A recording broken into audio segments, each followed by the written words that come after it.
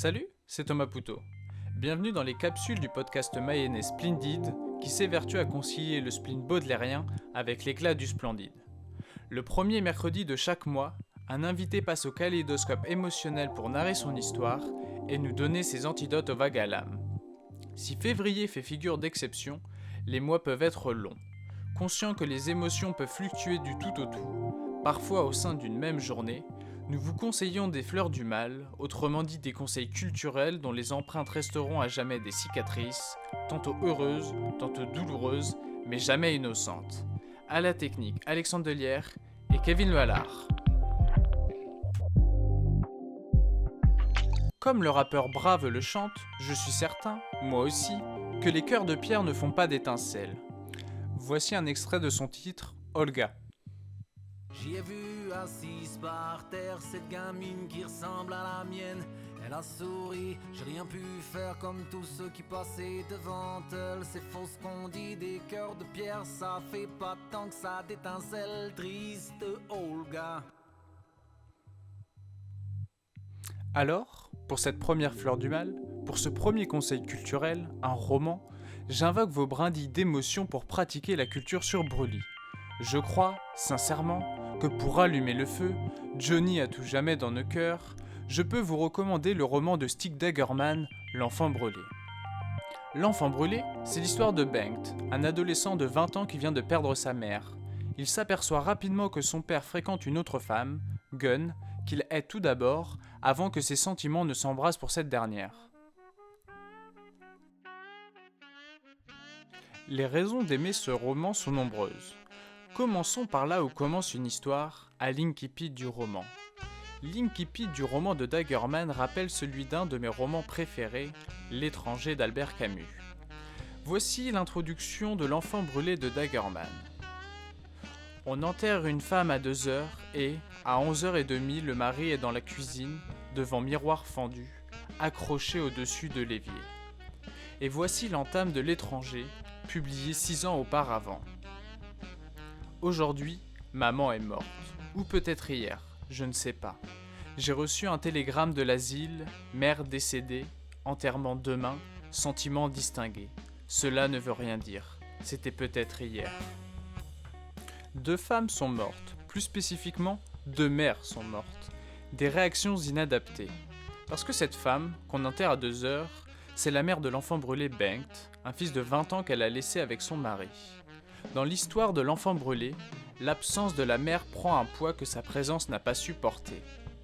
Cette cicatrice de l'absence est un feu de camp prêt à brûler n'importe quelle forêt.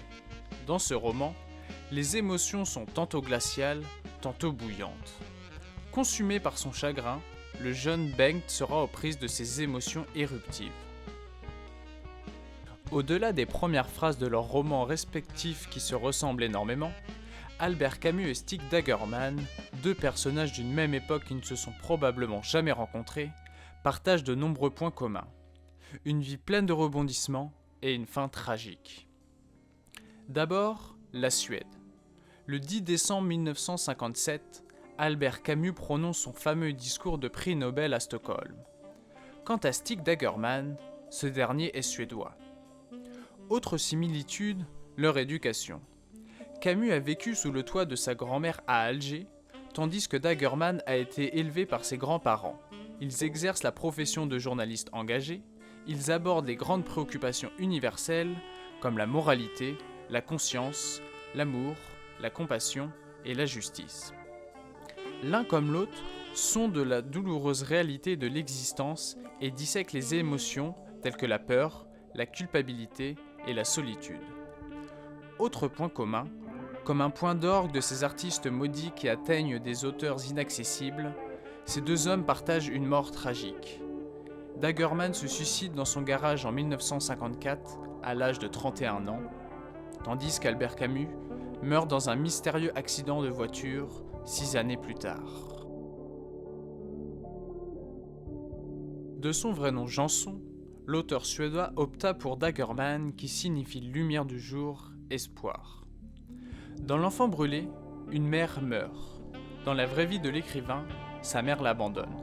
Serait-il lui aussi un enfant brûlé ? C'est certain. À ausculter l'intime, Dagerman offre un de ces grands textes de la littérature qui tend à l'universel. D'une écriture sombre et désabusée, Dagerman rappelle Romain Gary, ces génies qui sont porteurs d'une triste beauté, ces astres du désastre.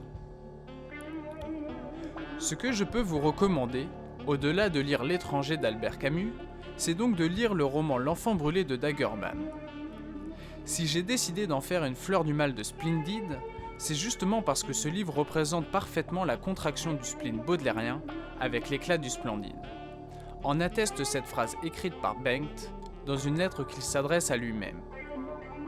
On sait aussi que pour pouvoir commencer de vivre, il faut avoir commencé de mourir.